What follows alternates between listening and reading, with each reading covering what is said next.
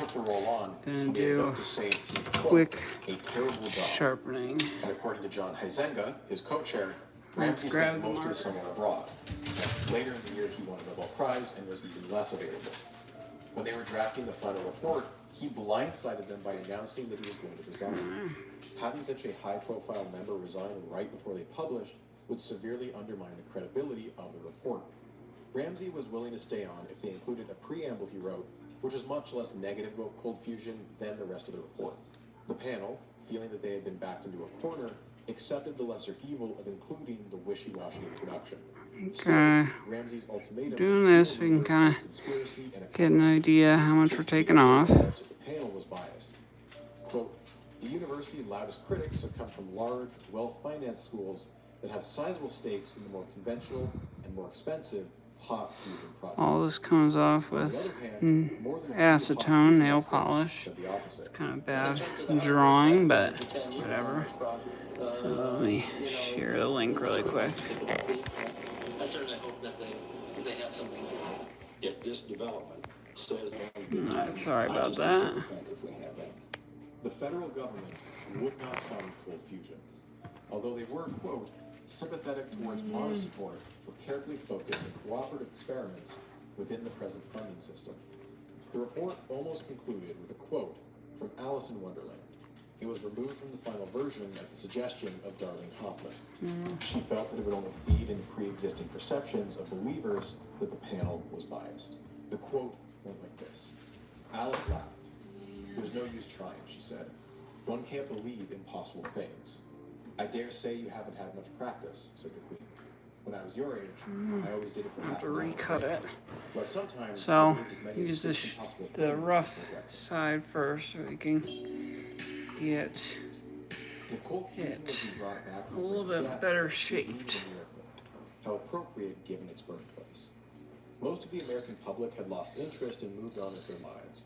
But according to a poll taken in September, 61% of Utah residents still believed in cold fusion. When Nature rejected Pons and Fleischman's paper, the lieutenant governor stated, quote, we are not going to allow some English magazine to decide how state money is handled. The first ever annual cold fusion conference was held, as you might have guessed, in Salt Lake City, just a little over 1 year since the announcement. The governor of Utah was a guest of honor at the reception, and dessert was provided by the Utah-based company, Mrs. Fields Cookies. The state of Utah had paid $5 million to establish. Why am I not surprised? Mrs. Fields from Utah. Make sure they got their money's worth. In July 1989, a state-appointed panel would vote on whether to release the bulk of the $5 million to the NCFI. The decision rested on whether cold fusion had been quote-unquote confirmed or not. Notably, the council had 9 members, but only 2 of them were scientists. And one of those 2 was actively writing his own cold fusion funding proposal. Although by this point there were far too many conflicting results to determine anything concrete, all 9 members of the panel voted yes on the 21st. I didn't say I would give us an A, or a B, or a C, or a D. I said we passed. And so I voted. Justification. Got some burr coming up on that side. They went a little too sharp at the tip and then get back to the base, but we'll switch to the other side. A mere 10 million or something like that on cold fusion. So I would vote absolutely for it. And with the vote of confidence, Attorney General Paul Van Dam says, despite news reports to the contrary, the experiments are now legally, scientifically confirmed. They rented out a fancy new building in the university's research park, which would cost them nearly $300K in just the first year. Chase Peterson's vision for the institute was to hire somewhere between 40 to 100 researchers. They would not just be studying cold fusion, but making working commercial prototypes. But ever since its inception, it had been doomed to fail. Namely, because Pons and Fleischman wanted nothing to do with it. Hugo Rossi was the Dean of Science at U of U, and one of the first people Pons told about cold fusion. They had a solid relationship, and because he was trained as a mathematician, Rossi mostly took Pons at his word on the experiments. By the summer, it was clear that they needed someone in charge of the institute, and Rossi stepped up as interim director. A big part of his job was to attract funding, which translated to PR. Rossi became a target for much public criticism, which likely contributed to a sense of stubbornness. He thought that the critics of cold fusion were being far too negative when it was still early days. Quote, I'm somebody who left the whole Cambridge complex to come out to Utah. Not because it's God's territory, but because I rebelled against the smug sureness. And that's what I kept seeing in all this. Maybe it was just wishful thinking. God, I wanted those smug assholes to be wrong. Those people who were just so damn sure of themselves. His first order of business was to hire researchers, and naturally, he asked Pons and Fleischmann. To his surprise, they said no. That, Carol, was one of the concerns expressed by the council today. It has been made very clear that Pons and Fleischmann prefer to stay in their own lab in the basement of the chemistry building. Why? Explanations vary, but it would be reasonable to assume that they were a bit territorial after their issues with Stephen Jones and Martin Hawkins. This was their discovery, and splitting the credit even further wasn't something they were super eager about. It's also likely that Pons and Fleischmann were distrustful of the UAB administration, particularly Chase Peterson. They were now blaming for forcing the press conference and any embarrassment that came along with it. Many people observed that between them, Fleischmann dealt with the stress far better than Pons. Fleischmann had always been very social and a confident public speaker, whereas Pons was an introverted. Trying to bring up a burr, which I can see. And as questions about the work began to turn into doubt, Pons was visibly cracking under the pressure. Quote, I don't think I've ever seen a man driven to such impatience. Almost as though a stone in the shoe would have driven him wild at that point. The way people behave when they've been under far more pressure than the good Lord meant them to be under. Even John Bockris, one of Pons' remaining allies, said he was worried for Pons' mental health. At first, Rossi had understood Pons and Fleischmann's reluctance to collaborate with other groups. But as the months marched on and the attractions kept coming out, he was now frustrated with their unwillingness to play nice. In June, he sent them a letter. Gotta water it a bit more. We're losing the propaganda war. After significant prodding, they agreed to some form of partnership. They set up a couple of their cells at the institute. But later, Rossi found out that they set them up as a dummy experiment. 2 cells were running, but with nothing to collect data. In other words, they were just running electricity into a jar of water to show. Rossi would defend Pons and Fleischmann for longer than most. He didn't assume far for the longest time, although he did call Pons paranoid and mentioned that he was, quote, sandbagging the community. And Rossi only grew further wary of Pons when he submitted a funding request for equipment sold by a company his son worked at. By August, the Institute had only hired 2 researchers, and their names didn't start with a P or an F. Rossi was quickly becoming jaded and desperate. BYU flat out refused to be associated with the place for obvious Bringing reasons. up a good burr. Actually, he did sign on Marvin Hawkins since he had nowhere else to go. If this is not fusion, if it is some unknown chemical reaction, did we lose? Who lost? Are you kidding? We've done science. We've got results that has stretched the imagination. We have got the public thinking in a very positive scientific way.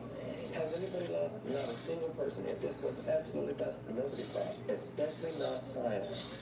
Mark Anderson, who had taken over from Hawkins, decided to take a job elsewhere and leave cold duty behind. In the meantime, Rossi had managed to recruit at least one. So bad at left-handed. Watchdog role. Gotta Mike Salomon from UAB. Gotta practice. All about the drama Getting that aside. He wanted to help clear up the confusion. One, has fusion been simply a University of Utah? Quite possibly. Has a large energy output. Consistency is key. Obviously, screwing up one whole side doesn't get consistency. Our attitude is, we're raising our hands. We don't know what it is. It's possible there is fusion. If it is, we have a lot to learn. He offered to set up some of the detectors in Pons' lab. I'm gonna get all the way to the tip, all the way to the base. Salomon rushed over And no need to rush it. Except when he came back, the cell was off. Pons had told Anderson to turn it off so they wouldn't waste any heavy water. Salomon was dumbstruck. This was the only time in over a month he had seen any cells boil, and Pons was clearly trying to prevent him from getting any meaningful data. Then Pons told him he needed space for a new detector, and so Salomon took his gear and he left. Pons would later send him a letter telling him that there had been one cell with excess heat while Salomon's equipment was in the lab. But it just You gotta see how the burr is that we're bringing up. that had reset his equipment. It was the kind of coincidence it was downright insulting to even suggest. On August 23rd, Salomon holds a press conference where he announces his negative results. He went on to write a very negative paper and submitted it to Nature. It was published on the 1-year anniversary of the initial press conference. Once the paper was in print, Gary Triggs sent I threatening think letters we're gonna be there. libel and demanding a retraction. Pons had tried to use Triggs to silence critics before, but this had crossed a very serious line We'll because see. Solomon was a fellow professor at U of U, causing a major PR crisis. It was soon uncovered that U of U had previously paid Gary Triggs as much as $68,000 for Pons' legal fees. That meant, technically, U of U was paying a lawyer so that one of their professors could sue another one of their professors. This was a massive conflict of interest, and as soon as this fact was made public, U of U cut ties with Triggs. Solomon, too, would abandon Cold Fusion. Quote, my continued involvement, even in a sort of adversarial role, was being perceived as extraordinarily stupid on my part. It was beginning to blacken my reputation with the faculty. On September 26th, Rossi tells the Salt Lake City Tribune that if the Institute has no solid data to present by February, then they'll have to shut down. He gave that statement in response to a direct question from a reporter, but the way it was portrayed in the paper was, quote, state-funded lab may soon stop cold fusion experiments. Now, you've got the governor pissed, and Pons and Fleischman think Rossi has stabbed them in the back. In private, they send letters where they rant about Rossi. Quote, he's bent. He lies out of his teeth. Now, you've got private companies freezing their investments. Rossi wants to resign, but realizes the terrible optics of that move, and so he sticks with it. But the final straw for him was the double-blind double cross. By now, Pons and Fleischman were full in on the third decay branch of their last resort. It was statistically unlikely that if the palladium rods showed evidence of helium, then it would be potential evidence of fusion. And so a bunch of skeptical labs like MIT and Sandia called their bluff and said, sure, let us analyze them. After much back and forth, Pons finally agreed as long as a neutral third party acted as a mediator. 2 of the 5 rods had helium artificially added as a control. 1 rod was completely clean and had no helium, and the remaining 2 rods had been running fusion cells and had supposedly generated excess heat, and therefore helium. Critically, the labs testing for helium don't know which rods are which, and Pons doesn't know which rods were sent where. It's a double-blind test. On October 6th, Stan Pons went to meet with the neutral third party.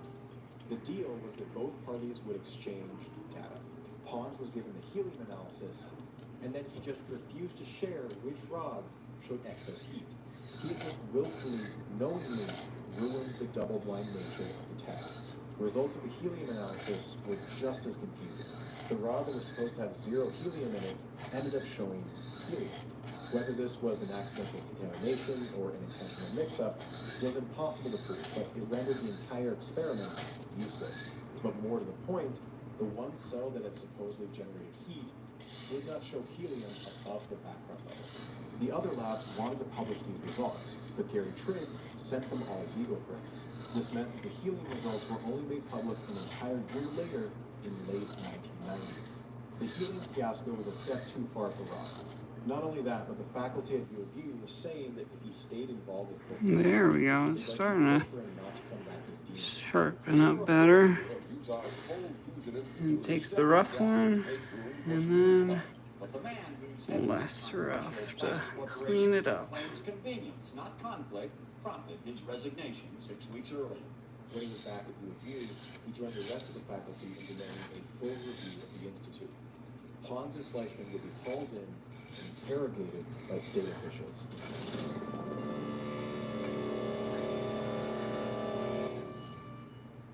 There was just one problem. They were nowhere to be found. Between the 2 of them, Fleischman was the easier one to track down. He had long since gone back to England, supposedly for medical reasons. He claimed the school had not made a good faith effort to contact him. He declined to attend the review. Pons, on the other hand, was nearly impossible to track down. He was so rarely in his own lab that some people theorized he had moved his experiments to his own home, although there was no major evidence of this. And then one day, he's just gone. He has subs teaching his classes. His house was put up for sale. No one knows where he is. The first official contact from him is a letter via Gary Triggs, where he says he's resigning as a tenured professor and asks for a temporary research position instead. Later, he'll ask for a year-long leave of absence, which will be denied. The public pressure had been crushing for Pons. By this point, physicist Frank Close had published his book, Too Hot to Handle, which came as close as UK libel law would allow to implying fraud on the part of Pons. When Close had interviewed Fleischman, he appeared to lay the blame of the gamma ray peaks entirely on Pons, but the hate had extended to his family. His house was bombarded with phone calls, some threatening. His wife Sheila described how classmates of their daughter began to bully her. Quote, "Our daughter was in school. At the time she was 11 or 12 years old, a very sensitive age. Some of the children said to her, 'Your dad's a fraud. Why did you do this to us? Why do we have Utah schooled like this because of your dad?' Cold Fusion had begun as a source of Utah pride, but the state had turned on Pons for embarrassing it. Even Fleischman was told in February that it's highly unlikely he'll be reappointed as a business professor. The next time Pons was seen in Utah was when the Institute was undergoing its review, for which he was required to make an appearance. He did so only after Utah's Assistant Attorney General told him he didn't have a choice. This very well could be the final time he stepped foot in Utah. When questioned by the review panel, he said the same thing he'd said since it was first announced to the world.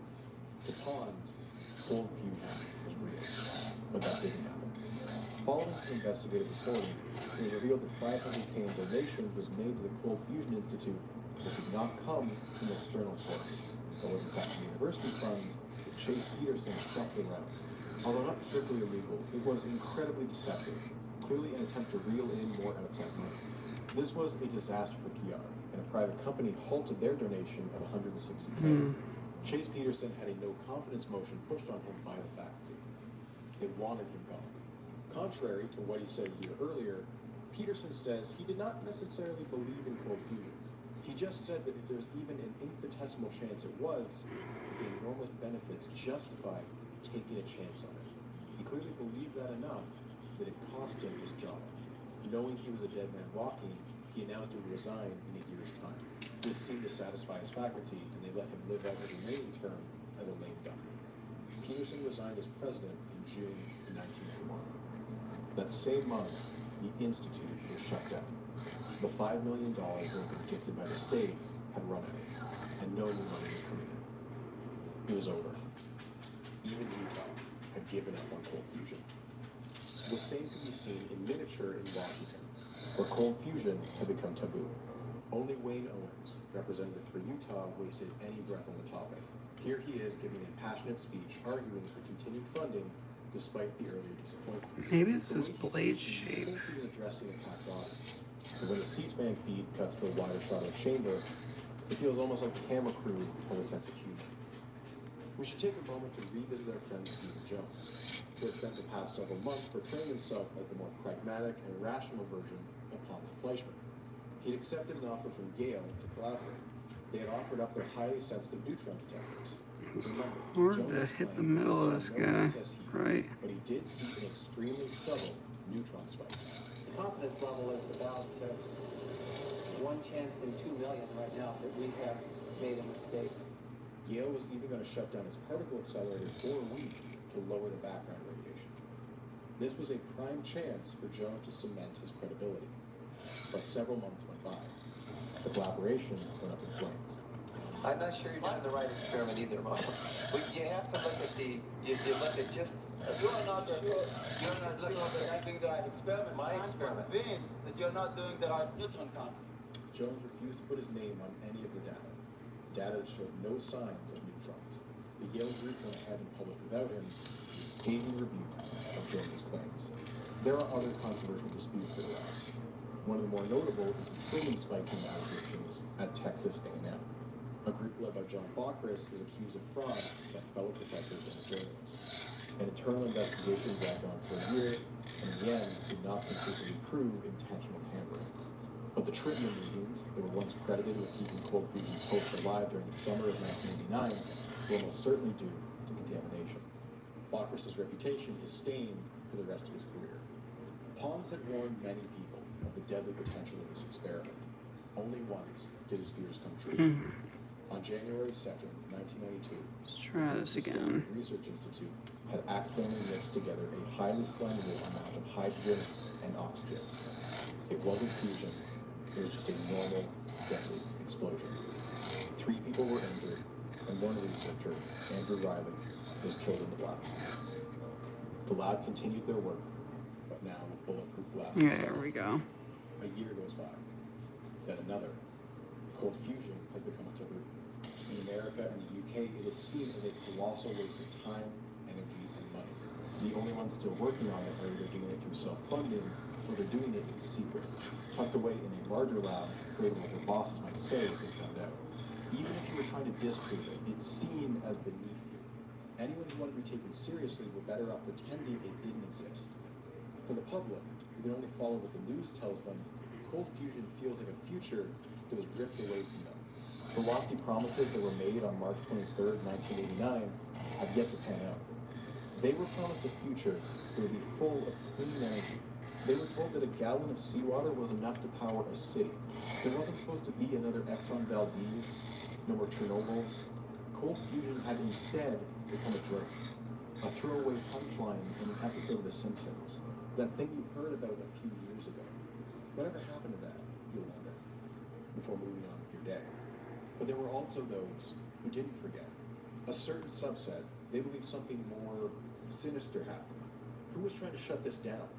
Hot fusion physicists? The big banks? Big oil?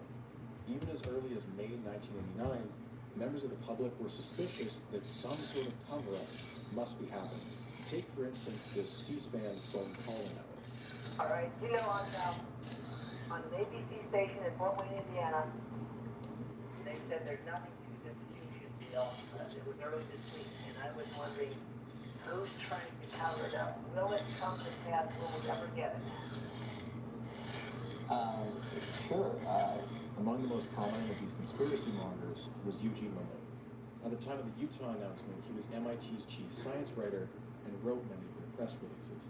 He believed that researchers at MIT altered their data in an attempt to disprove cold fusion and resigned in protest. He founded a magazine, wrote books, and even shot a documentary arguing I think cold that's fusion is a victim of a conspiracy. it. We're close. Reputation trap. The field of cold fusion has been marginalized by the establishment. By Now, certain myths.